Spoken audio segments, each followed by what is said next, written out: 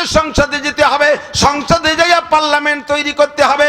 উলামায়ে কিরামের আলেম উলামারা যে সংসদ দখল কইরা ওই জায়গা থেকে আমরা স্বীকৃতি দেব কাদিয়ানীরা কাফের, তাহলে আর কের কাছে মুনাজাত করা লাগবে না। কথা বলেন ঠিক কি ঠিক না? এমন সুযোগ নেওয়া দরকার আছে না নাই? একটু বলেন আছে? পিছনে যারা সরকার চলে গেছে, কোন সরকারের নাম ধরে সমালোচনা করি না, প্রত্যেক সরকারের কাছে হুজুররা এইভাবে চাইয়ে আইছে, সে সরকার নিজেই বোঝে না এরা কাফের না বেঈমান। ওদিকে পশ্চিমেরা কয় যে সাবধান, নো টক বাট উস্কুত, ইংরেজি বাংলা মিলেই আরবি ইংরেজি, নো টক বাট উস্কুত, কথা কবা না, চুপ থাকো, এরা যা করতেছে করতে দাও, নইলে কিন্তু এদিকে ফ্লাইট মিস করাই দেব, পশ্চিম দিক মোটে উড়তেই দেব না। বা সব চুপ করে গেছে, অথচ সব নেতা নেত্রীর উড়ন্ত পশ্চিম দিক। একজন আলেমের বক্তৃতার পরে আমি সেখানতে আমার একটা নতুন চেতনা আসছে। আমরা সবাই মিলে জুইটা পুইটা ঢাকায় গেছিলাম কার কাছে? স্বীকৃতি আদায় করতে ডক্টর ইউনূসের কাছে। কার কাছে? ডক্টর ইউনূস বর্তমান সরকারের প্রধান। সে খালি লিখে দেবে যে কাদিয়ানি গোষ্ঠী কাফের, তারাই দিয়ে লেখাতে গেছি। সে তো নিজেই জানে না যে কাদিয়ানি কি জিনিস আর কাফের আর মুসলমান কি জিনিস। তারই এই জগতের এলেম নাই। যার এই জগতে যোগ্যতা নাই, অভিজ্ঞতা নাই, তার কাছে থেকে কি স্বীকৃতি আনতে যাব? আমার মনে হয় না যে ওই জায়গা থেকে স্বীকৃতি আনতে যাওয়াটা অত দরকার।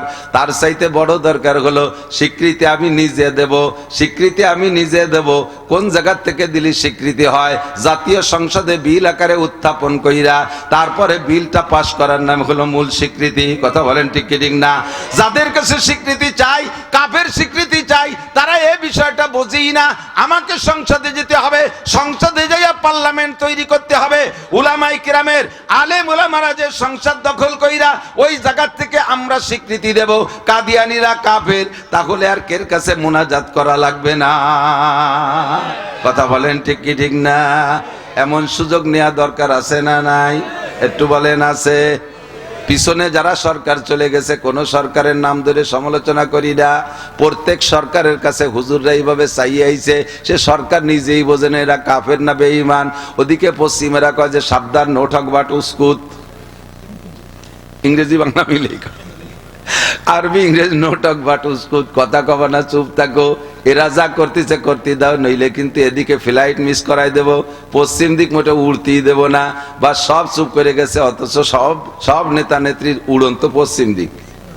পশ্চিম দিক না, ইংল্যান্ডও পশ্চিম দিক, ইউরোপও পশ্চিম দিক, জাপান কি বলা হয় জার্মান পশ্চিম দিক, আমেরিকা পশ্চিম দিক, সব যায় দুবাই টুবাই যেখানে দাঁড়ায়। বর্তমানে যে আপদ বিপদ, এই সময় তো বাংলাদেশের নেতারা মহাজেরে দুবাই, মহাজেরে ইন্ডিয়া, মহাজেরে আমেরিকা, মহাজেরে ইংল্যান্ড, কয় পশ্চিম দিক ওড়া বন্ধ করে দেব।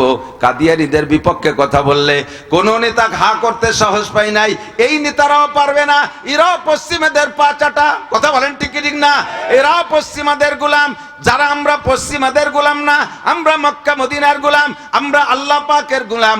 আমাদের সংসদে যাইয়া কলম দিয়ে লেখে যদি তাদের কাফের স্বীকৃত করতে হয়, তাহলে ওই কলমটা হাতে নিতে হবে আমাদের। কথা বলেন ঠিক না? নবী পাক বলেন আনা খাতামুন নবিয়্যিন লা নবিয়্যা বাদি, আমি শেষ নবী, আমার পরে কোন নবী আসবে না। বুইস্তু মুআল্লিমা, কিয়ামত পর্যন্ত মানব জাতির জন্য আমাকে আল্লাহ পাক উস্তাদ হিসেবে পাঠিয়েছেন। উতিতু ইলমাল আউয়ালিনা ওয়াল আখিরিন, আগে ও পিছের সমস্ত ইলম আল্লাহ পাক আমাকে দান করেছেন। কাজেই আমার পরে আর কোন যোগ্য মানুষের দরকার হবে না। আল্লাহ পাক আমাকে শেষ নবী হিসেবে পাঠিয়েছেন। আমার স্থানীয় বাপ ও ভাইরা, ভিতরে ভিতরে কিছু পয়জন ঢুকে গেছে ইদানিং। আমাদের এই ভাঙ্গাও ঢুকছে, গোপালগঞ্জ ঢুকছে, বাংলাদেশের সব থানা জেলায় ঢুকে গেছে। আর একটা পয়জন, আর একটা 16 পয়জন, ওইটা হলো গোলাম আহমদ কাদিয়ানির ভক্ত। ভিতরে ভিতরে তারা প্রথম টার্গেট করছে নেতাদেরকে। নির্বাচনে কারা দাঁড়াবে তাদেরকে মোটা বস্তা ভরে টাকা তো নির্বাচনের সময় লাগবে। ওই সময় যদি টাকা দেই তারা আমাদের ভক্ত হবে। একদিকে নেতা, অপরদিকে আমাদের ভক্ত। এবার নেতা যদি আমাদের টাকা খাইয়া মাল খাইয়া ভক্ত হইয়া যায়, ওই এলাকার সাধারণ পাবলিক নেতার এগেনস্টে কথা বলবে না। আমরা সুন্দরভাবে কাদিয়ানি ধর্ম প্রচার করব। আল্লাহ আমাদের ইমানকে হেফাজত করুক, সবাই বলেন আমিন। গোলাম আহমদ কাদিয়ানি নবী না কাফের? সব মাহফিলের মধ্যে কথাগুলো স্মরণ করাই দিতে হবে। হয়তো বলবেন হুজুর আমাদের এলাকায় কাদিয়ানি নাই, এই এলাকায় কয়ে লাভ নাই। অবশ্যই লাভ আছে। কোনো ঘরে যদি আগুন লেগে যায়, কোনো ঘরে যদি আগুন লাগে, সবাই দৌড়ে যাইয়া প্রথম যে ঘরে আগুন লাগে ওই ঘরে পানি ডালে, ঠিক না? পর্যাপ্ত চেষ্টা করে পানি দিয়ে ওই ঘরের আগুন নিবানোর জন্য। যদি পারে তো আলহামদুলিল্লাহ, যদি দেখে যে ঘরের সাথে আর পারলাম না, নিবেনও গেল না, তারপরে কি করেন জানি না, আমাদের এলাকায় যা দেখেছি, যেটাই আগুন লাগছে তারা যদি নিবেইতে পারে তো নিবেইলো, যদি না পারে তার দাবি সাইডে দিয়া পাশে যেগুলো ভালো ঘর আছে তারে ভিজায়। কতক্ষণ পাশে যে ভালো ঘর আছে তারে ভিজায় রাখে, যাতে ওটা গেছে গেছে ওর আগুন এইগুলো এসে না লাগে।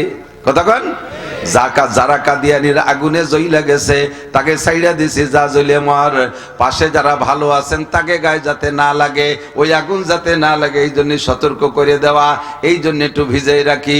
এতে মনে করবেন না যে এটা অপ্রয়োজনীয় কথা। সকলে জবানে একবার জবান খুলে বলতে হবে যে এই লোকটা চুপ থাকবে। আরবিতে বলে সুকুতু নিসফুর রিজা, চুপ থাকা পক্ষ সমর্থনের লক্ষণ। যদি আপনি চুপ থাকেন তাহলে বোঝা যাবে আপনিও সেই দলের একজন হতে পারেন। ভিতরে ভিতরে একটু সারা গাড়তিছে, একটু বীজ লাগানোর চেষ্টা করতেছেন ভিতরে। একটু আমি জিজ্ঞাসা করব, সবাই জবাব দিবেন, গোলাম আহমদ কাদিয়ানি নবী না কাফের?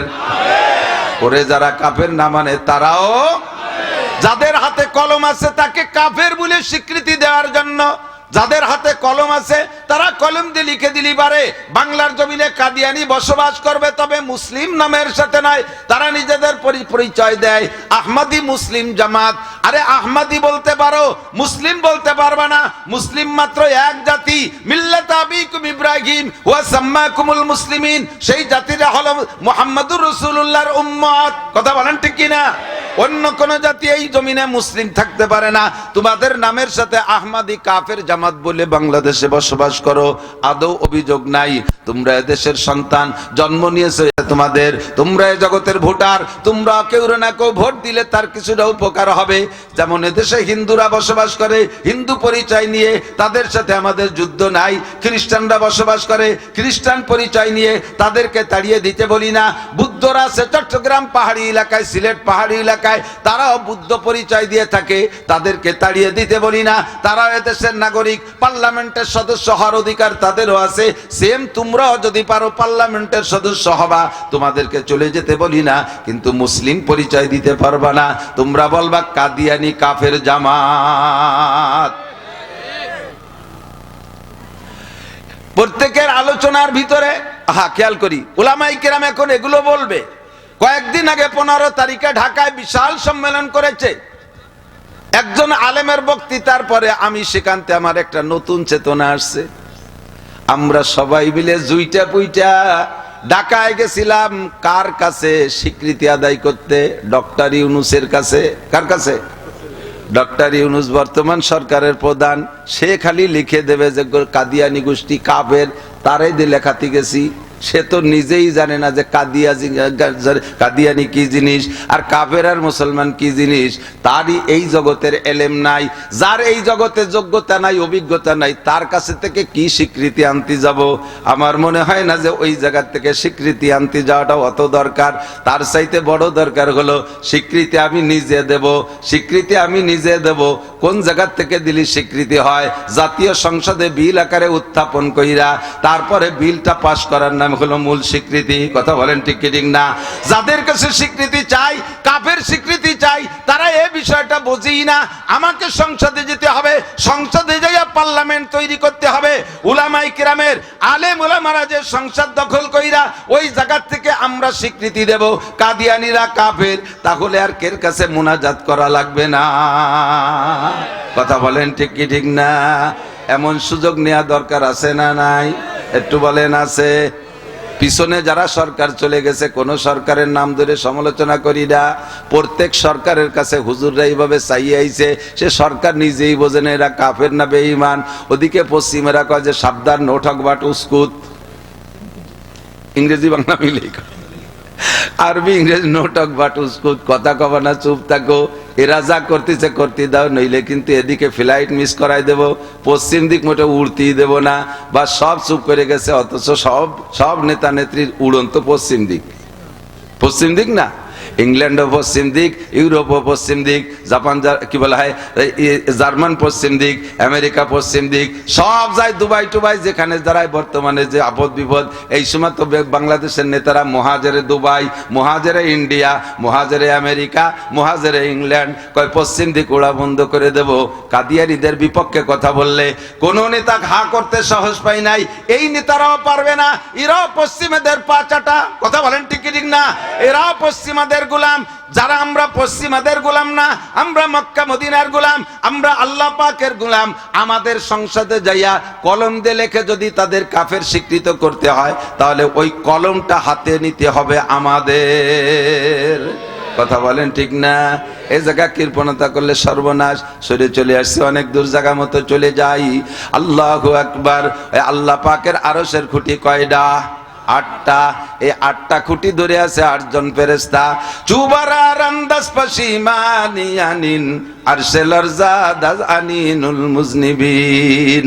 আপনি যখন জিকির করেন লা ইলাহা ইল্লাল্লাহ কইয়া যখন জিকির করেন, মাঝে মাঝে পড়বেন মুহাম্মাদুর রাসূলুল্লাহ। এই ঈমানের চারা লাগাইতেছেন আপনার সিনার ভিতরে।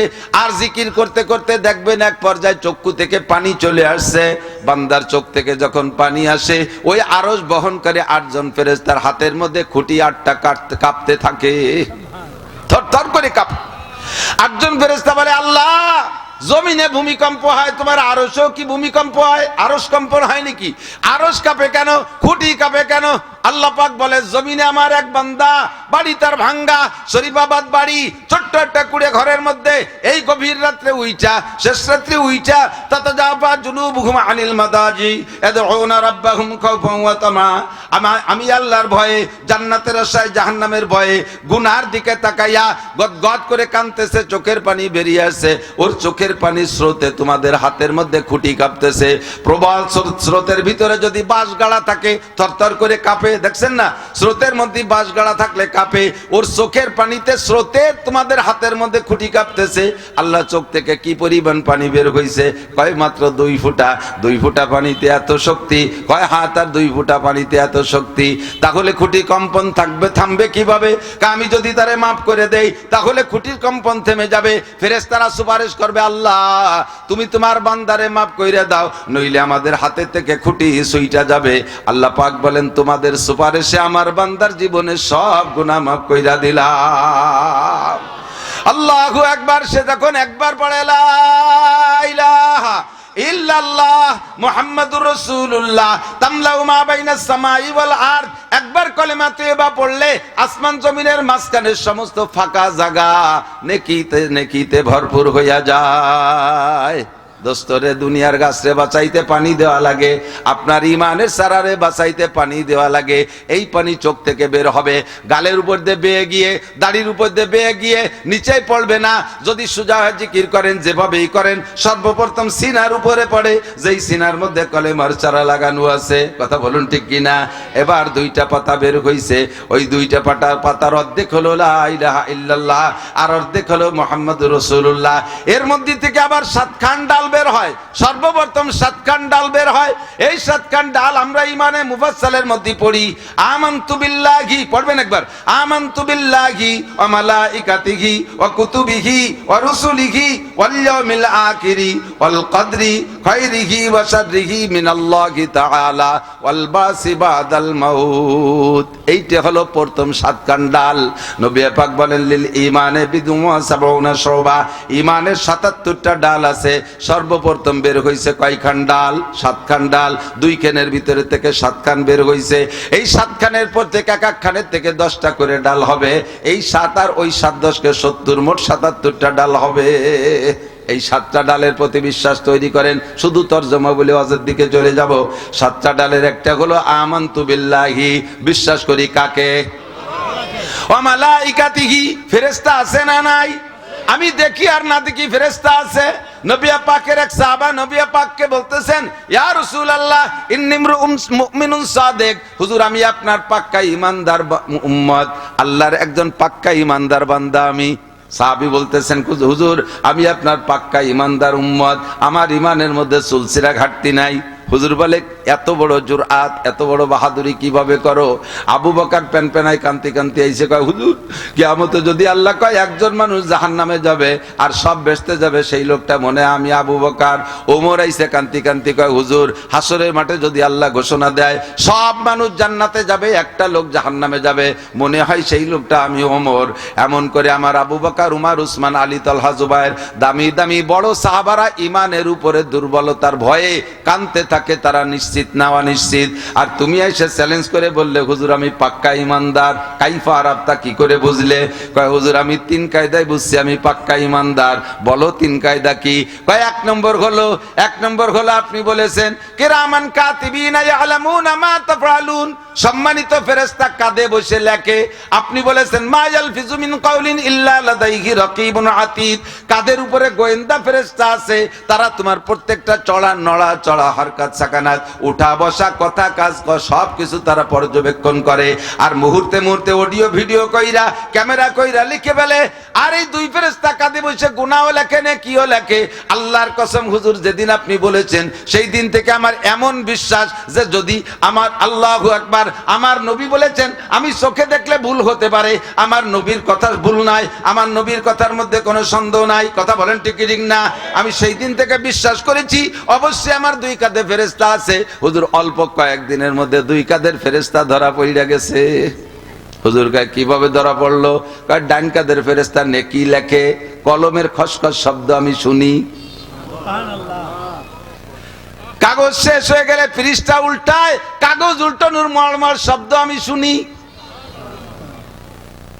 একা একা দাবি করতে পারে সত্য না মিথ্যা কে জানে? বাম কাঁধের ফেরেশতাকে এই পর্যন্ত কোনো নড়াচড়া শুনলাম না, আসে না চলিয়ে গেছে তাই তো বুঝতেছি না। বাম কাঁধে কোনো সারা শব্দ নাই, ডান কাঁধের ফেরেশতার কলমের আওয়াজ শুনি, কাগজ নাড়াচাড়া শুনি।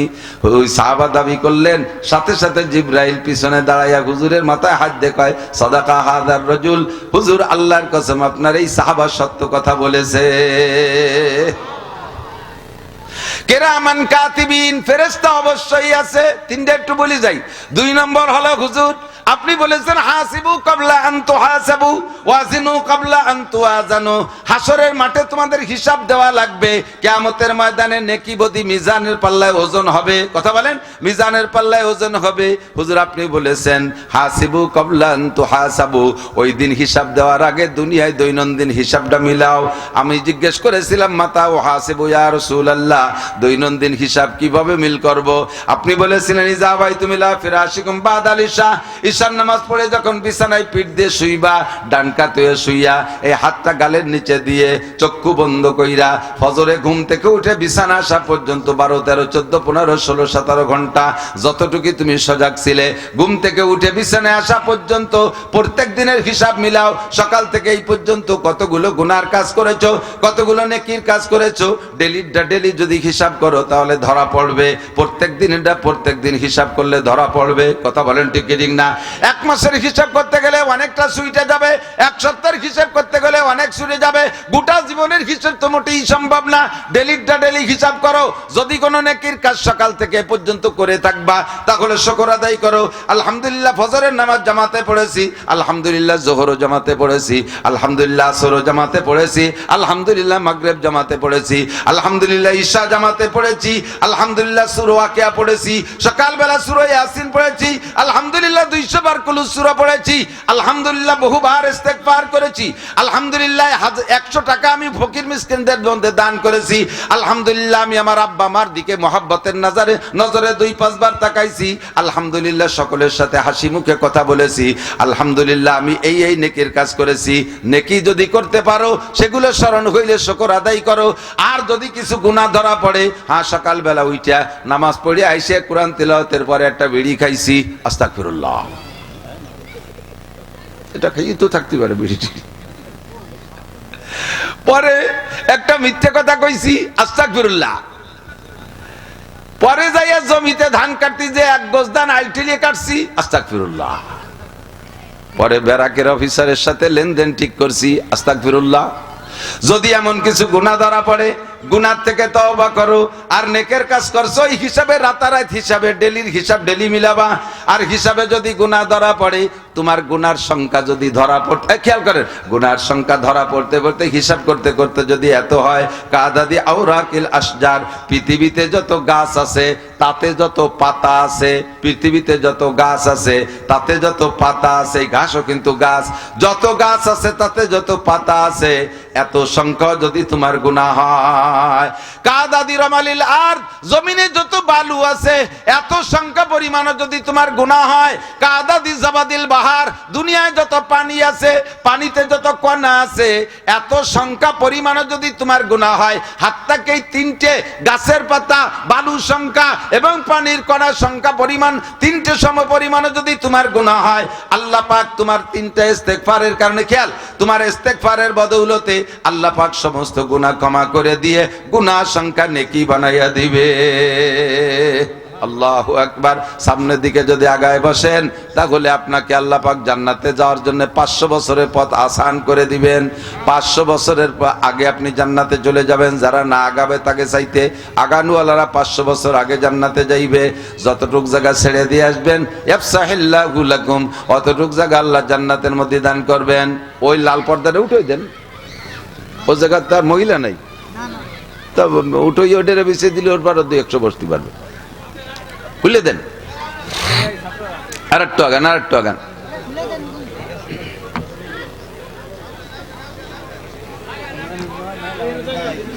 আল্লাহ লা ইলাহা ইল্লাল্লাহ মুহাম্মাদুর রাসূলুল্লাহ। যখনই কলেমা জিকিরের সময় আসবে সবাই মুখে পড়ে ফেলবেন। একবার পড়লে আসমান জমিন নেকিতে ভরে যায়।